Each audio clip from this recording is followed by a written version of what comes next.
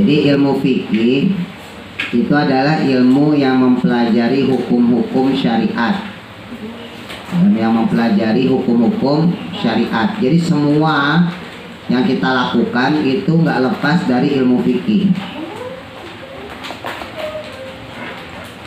Nih, ini kalau ngobrol sini. Ilmu fikih itu dia bukan cuma membahas sholat. Ya, ilmu fikih bukan cuma membahas puasa. Jadi ada 6 pembahasan nanti akan kita bahas. Nah, ilmu fikih itu dia mempelajari ilmu syariat. Ya, mempelajari secara syariat.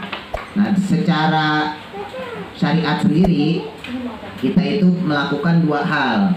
Ya, satu ibadah, yang kedua muamalah. Ibadah itu seperti sholat, zakat, puasa, ya, itu jelas ibadah.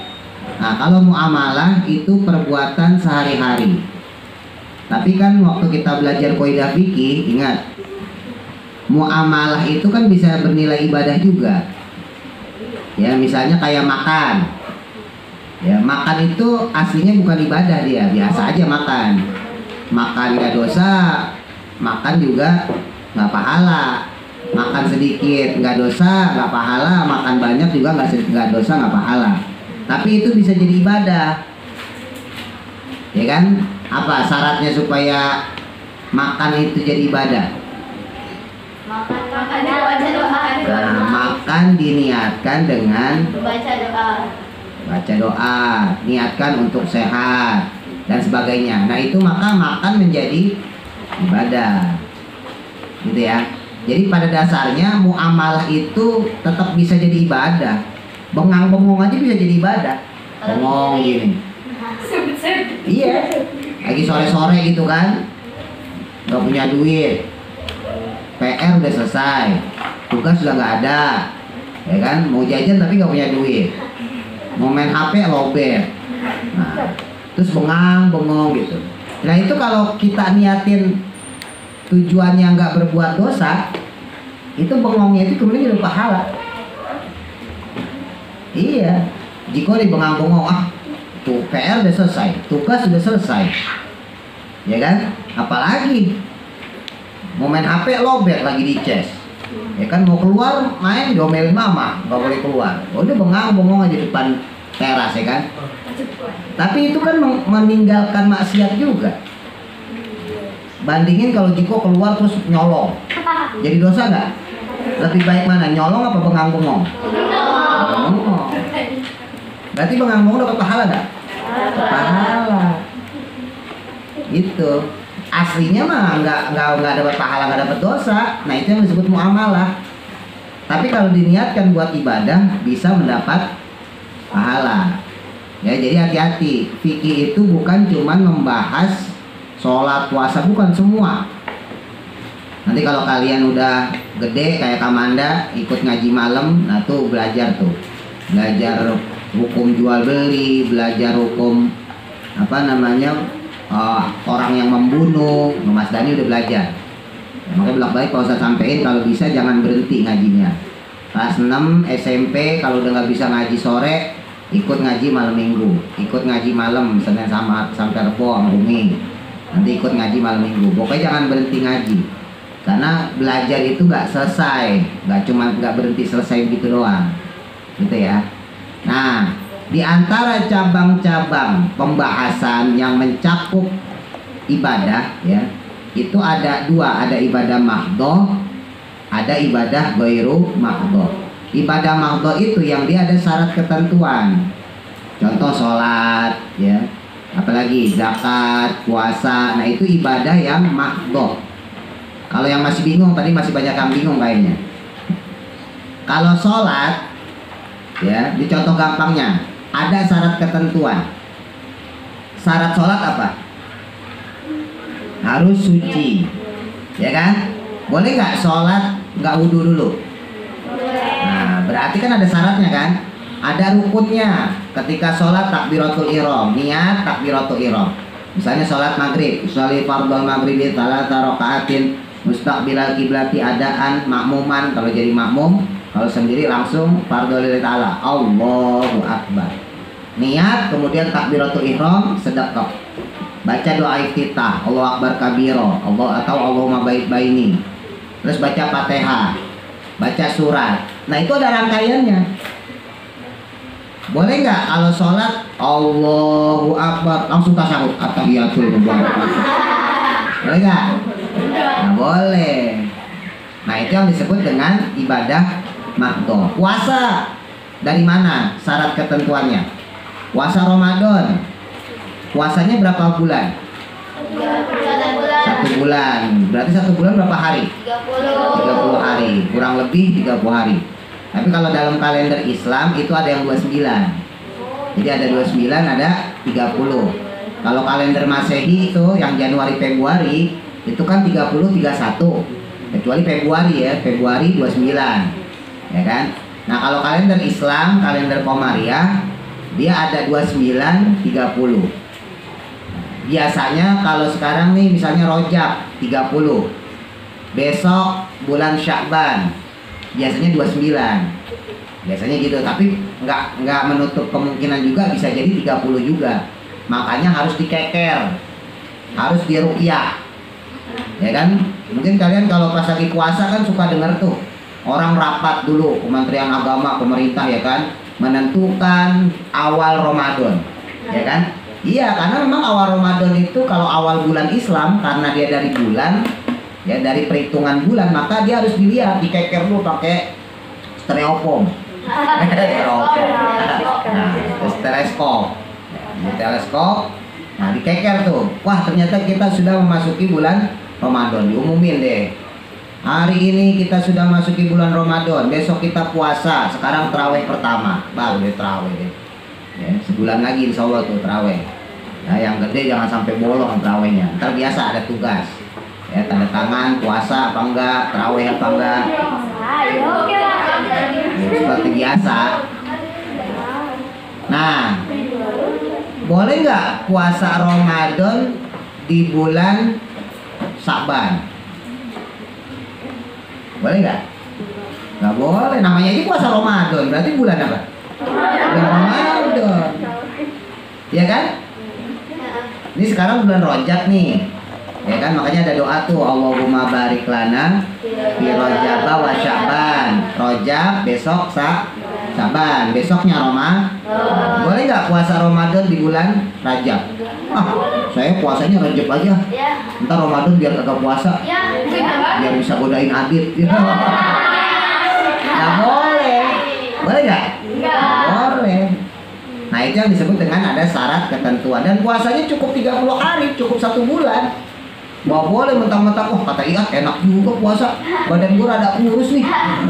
Kemarin 60 kilo, sekarang 80. Itu kan kurus, tambah gemuk ya.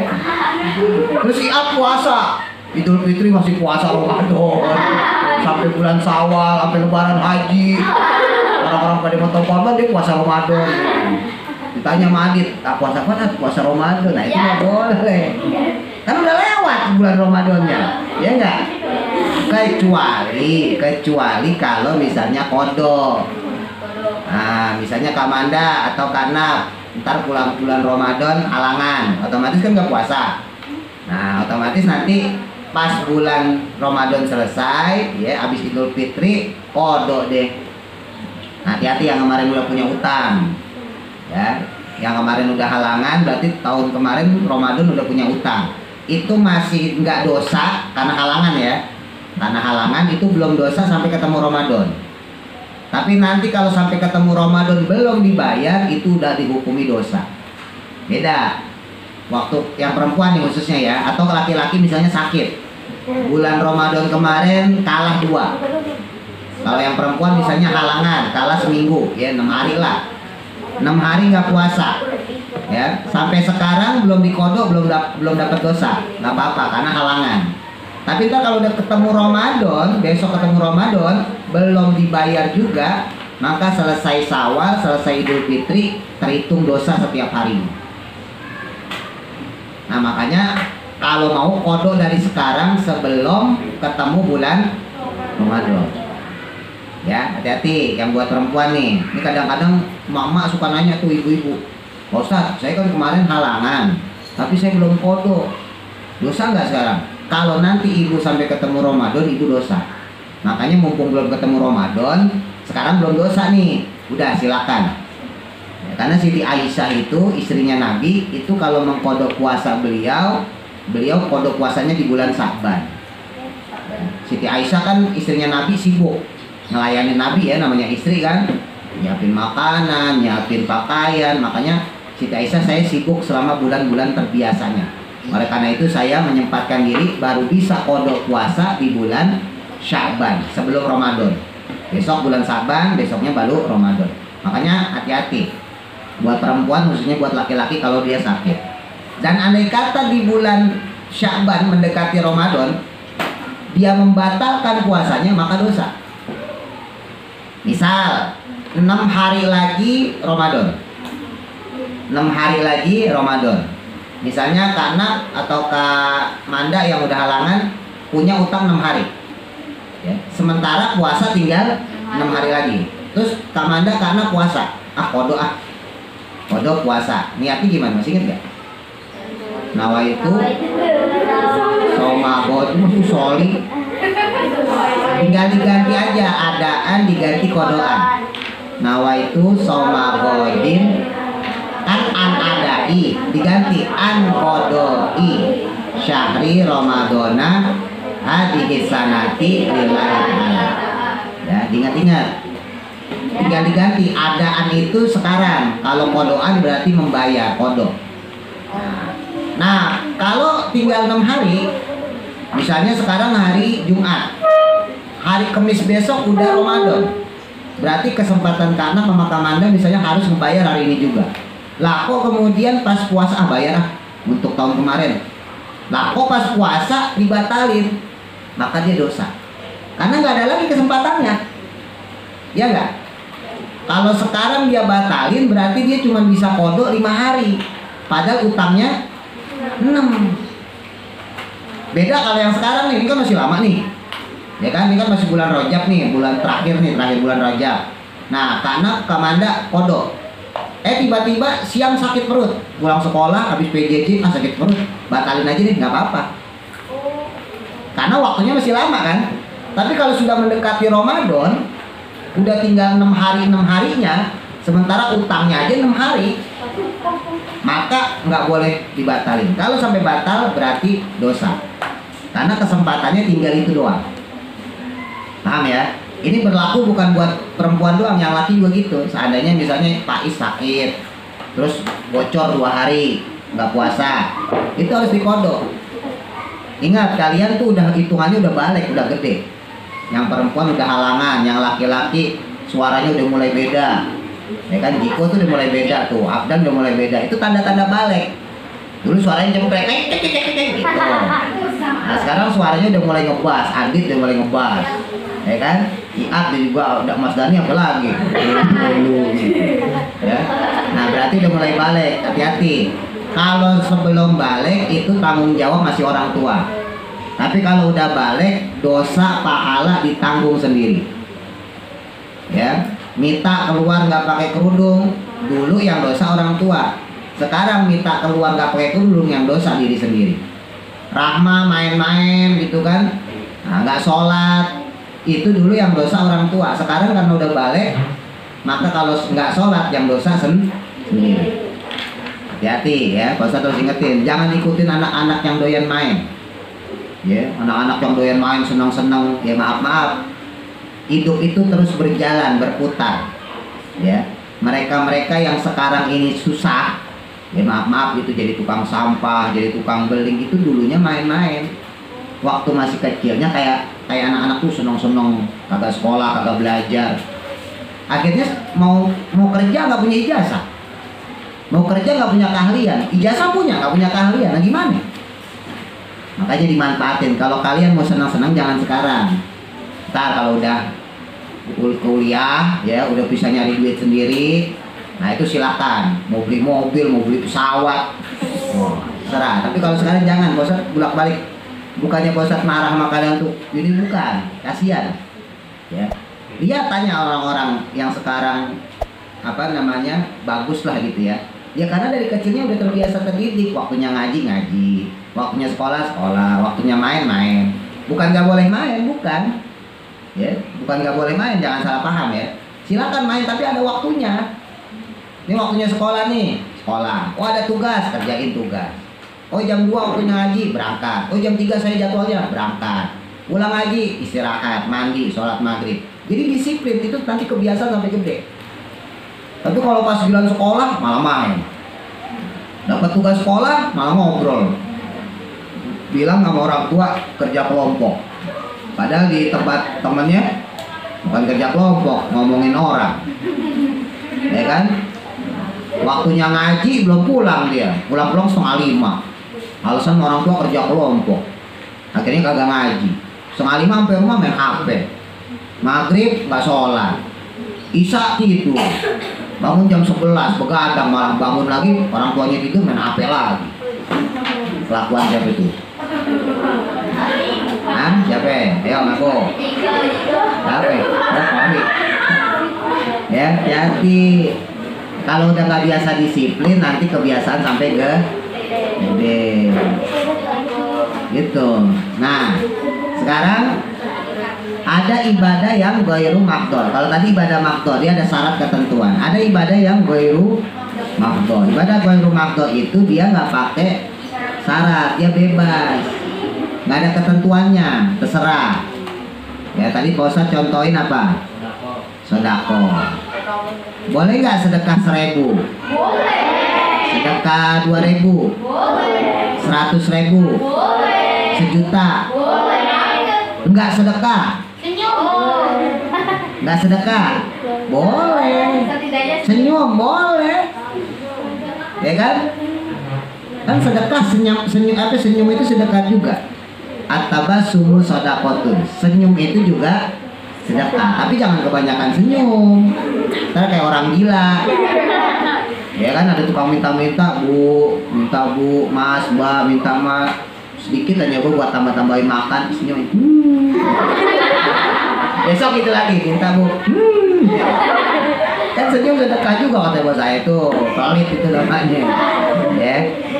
Banyak. Nah, nanti yang akan kita bahas ini yang kalian catat, ya kita koreksi sama-sama. Nah, terus pembagian dari fikih, ya. Itu ada 6 cakupan. 1, coba dilihat tulisannya kemarin. 1 ibadah ya, ibadah maqdor maupun ghairu maqdor. Nah, terus yang kedua muamalah. Nah, muamalah di sini bukan muamalah yang perbuatan sehari-hari tadi, beda. Muamalah yang sifatnya adalah jual beli, transaksi. Ya. Jual beli itu juga ibadah. Jual beli itu ibadah juga, ibadahnya ghairu maqdor. Kalau transaksinya, tapi kalau ibadah, kalau jual belinya sendiri itu maqdor. Karena ibadah, kalau jual beli kan harus pakai yang halal. Ya kan, barang yang dijual halal, barang yang dibeli juga halal, duitnya juga halal. Berarti ibadah maqdor. Karena dia butuh peraturan di situ. Ya. Terus munakahah, tentang perkawinan. Ya, tentang pernikahan, akad nikah. Nah, itu ibadah maqdor juga. Akad nikahnya ibadah maqdor. Ya nanti kalau misalnya udah gede gitu, abdan ya kan ngelamar siapa gitu.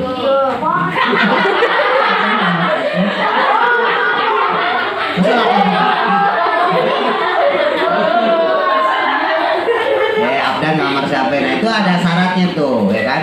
Syaratnya harus bawa pas kawin. Ya.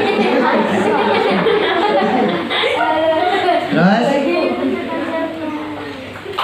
habis menakahah faraid, hukum warisan. Nah, hukum warisan juga. Ya, hukum warisan itu juga bagian dari maqdor. Kenapa? Karena ada hitungannya. Ada hitungannya. Kalau laki-laki dia, kalau di bahasa ilmu waris itu gampangnya, ntar kalian belajar kalau udah gede. Itu laki sama perempuan bandingannya 2:1. Nah Mas Dani, Bang Ating udah belajar tuh, Kamanda udah belajar. 2:1. Laki-laki dapat 2, perempuan dapat 1. Jadi misalnya orang tua meninggalkan duit 300 juta. Ada orang tua, dia kaya, ninggalin duit 300 juta. Dia punya anak 2, laki-laki sama perempuan. Nah, harta yang 300 juta itu bukan dibagi 2, 150. Tapi buat yang perempuan dia dapat 100 juta. Sedangkan untuk yang laki-laki dia dapat 200 juta. Kenapa? Karena bandingannya 2:1. Oh Pak Ustadz, kalau gitu berarti nggak adil dong. Justru itu adil. Kenapa adil? Karena kalau laki-laki dia punya istri, dia punya anak, dan itu tanggung jawab laki-laki. Lah kan perempuan juga punya suami Pak Ustadz. Iya. Tapi yang nyari duit laki-laki. Beda. Jadi kalau buat perempuan itu harta perempuan, bukan harta suami. Tapi kalau buat laki-laki, duitnya suami itu juga duitnya istri. Gitu. Ya. Nah, makanya malah enak perempuan. Gitu. Hukum warisan ya. Nanti juga ada wasiat. Wasiat itu orangnya masih hidup. Orangnya masih hidup. Jadi bedanya warisan, kalau warisan itu orangnya sudah meninggal.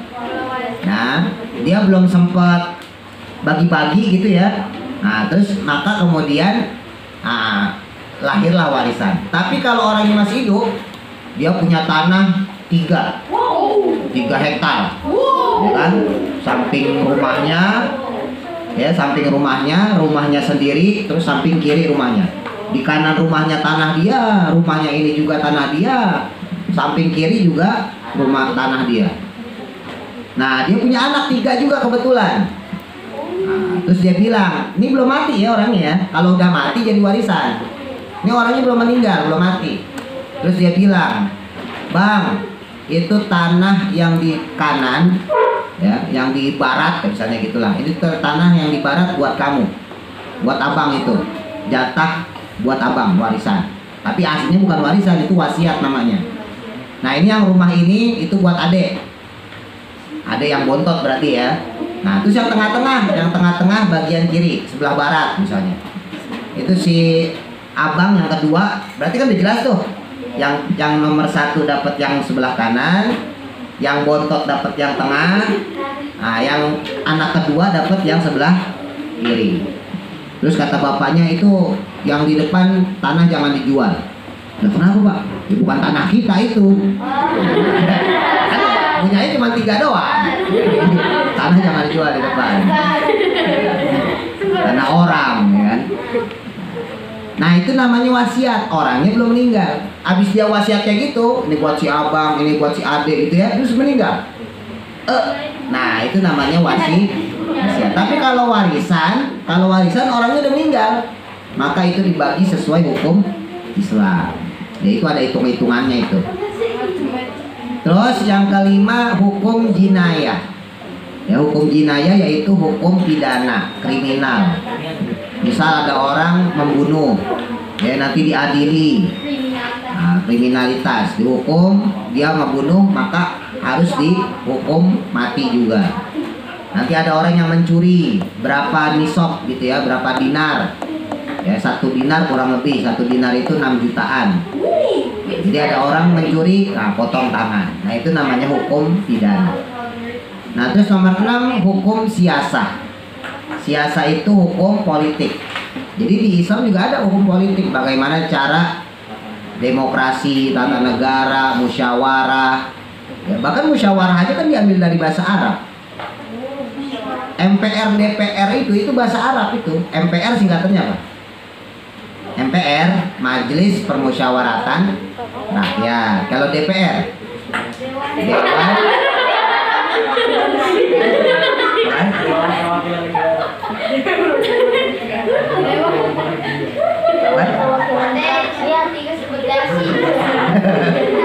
DPR, Dewan Perwakilan Rakyat. Nah, itu bahasa Arab semua itu. Majelis Permusyawaratan Rakyat, MPR. Majelis itu kan bahasa Arab. Permusyawaratan itu dari kata musyawarah. Musyawarah itu bahasa Arab pakai tafar butoh. Musyawarah. Rakyat itu diambil dari kata ro'yah. Ro'yah itu ya penduduk. Sama kayak Dewan Pemusyawaratan, DPR ya, Dewan Pemusyawaratan Rakyat. DPR itu dewan itu diambil dari kata diwan. Diwan itu artinya panitia, perkumpulan. Sama permusyawaratan itu juga diambil dari bahasa Arab.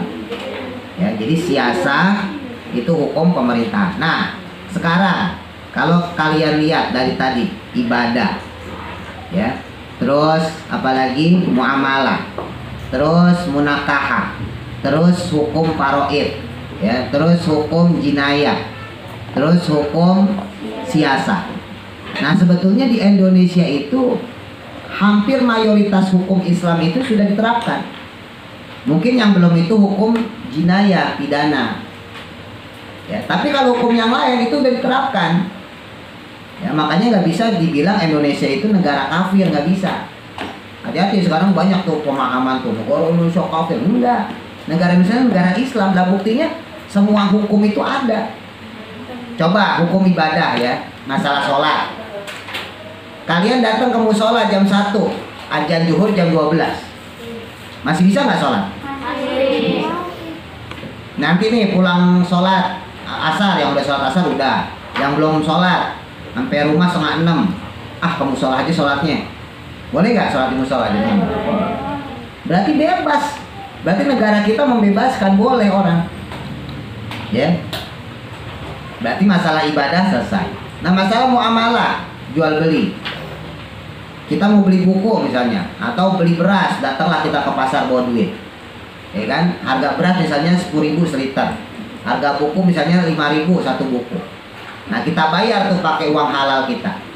Ya, karena dikasih orang tua kan berarti halal. Ya kan? Nah, maka kemudian kalau misalnya sisa uangnya dikembalikan, kalau nggak sisa habis gitu ya, otomatis kita ngutang. Ntar deh Bu, saya balik lagi bayarnya. Ini bukunya sama berasnya titip dulu ya Bu. Kurang berapa Bu? Kurang 2.000. Berarti kan kita ngutang ya. Boleh nggak ngutang tuh 2.000? Boleh apa enggak? Boleh, ngutangnya mah boleh. Ya nggak boleh kalau kagak bayar. Ngutangnya boleh nggak? Boleh. Pulang deh kita ke rumah ngambil duit 2.000. Berarti boleh nggak? Boleh. Nah, berarti itu dia dibebaskan juga di negara kita. Nah, terus yang ketiga munakahah, perkawinan. Nah, sekarang di Indonesia malah udah ada KUA. KUA itu kantor urusan agama. Nanti kalian di apa kalau nikah tuh daftar dulu, ya, tanda tangan, kirim foto segala macam. Iya, cek kesehatan. Begitu juga perceraian. Kalau kalian misalnya gitu ngelihat orang lagi cerai, itu dia nggak bisa cerai doang. Dia harus ngajuin gugatan ke pengadilan agama. Intinya untuk pernikahan juga diatur sama Islam di Indonesia. Terus hukum faraid, warisan tadi itu juga ada hukumnya. Kalau kalian nggak bisa ngitung, saya punya, karena orang tua kita anaknya banyak, ya kalau cuma 2 mah gampang tadi itu, ya kan, tinggal 2:1, ya kan. Kalau anaknya banyak, anaknya 15, ya kan, udah gitu selang-seling laki perempuan. Wah, saya nggak bisa ngitungnya nih, gimana nih? Ya udah, datang aja ke pengadilan agama, minta tolong. Pak Hakim, saya punya orang tua sudah meninggal, dia meninggalkan warisan. Nah, kita ini keluarga ada 15. Tolong dihitungin Pak Hakim, berapa bagian kita nih 15 orang ini. Terus Pak Hakimnya nanya, emang berapa warisan yang ditinggalkan bapak ibu kamu? 1 miliar? Wah, enggak Pak Hakim. 100 juta? Oh enggak Pak Hakim. Berapa? Cuman 20.000.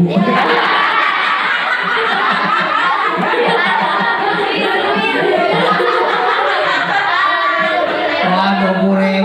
Repot-repotin aja. Akhirnya kata Pak Hakim, udah beli bakso makan bareng-bareng. Nah, kalau duitnya miliaran baru ya. Nah, itu ke pengadilan agama. Itu bisa, kalian bisa ngatur itu. Nah, yang kelima jinayah. Jinayah itu hukum pidana. Nah, itu yang nggak diatur. Memang kalau Indonesia kurang, sebab hukumnya masih pakai hukum Belanda. Ya, orang korupsi misalnya, korupsinya sampai 1 miliar, dihukum cuma 2 tahun, ya kan? Korupsinya 1 triliun, dihukum cuma 4 tahun. Nah, itu yang belum mengadopsi. Tapi yang lain-lain sudah, termasuk hukum siasa tadi ya, demokrasi kita dan sebagainya itu sudah termasuk. Nah, jadi Indonesia itu bukan negara kafir, bukan negara Islam. Ya, buktinya dulu yang berjuang juga orang Islam kan, ya, Imam Bonjol, Ada apa lagi? Cunyatin, Deponegoro, Patimura itu Islam loh. Ya, bukan Kristen ya. Patimura itu Islam dia. Banyak pejuang-pejuang kita. Itu semuanya dari